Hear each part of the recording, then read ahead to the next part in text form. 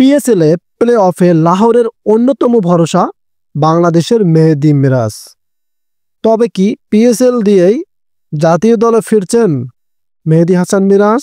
এটা কিন্তু আমাদের দেখার অপেক্ষা।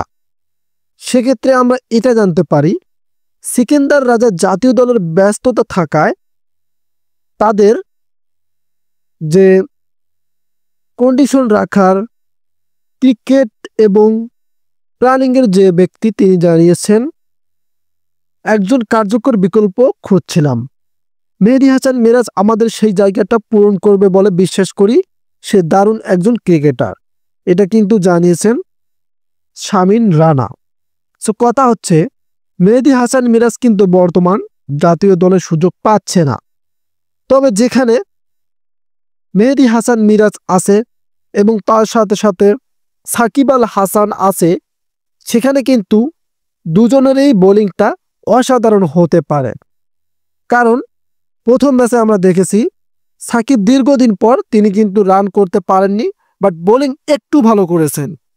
এবং যখন মেহেদী হাসান মিরাজ দলে জায়গা পেলেন, সেখানেও কিন্তু দুর্দান্ত বোলিং আপটা করতে পারেন মেহেদী হাসান মিরাজ। এই দুজনেই কি জাতীয় দলে আবার ফিরছেন? আপনাদের আত্মবিশ্বাস কি? অবশ্যই কমেন্টে জানিয়ে দিবেন।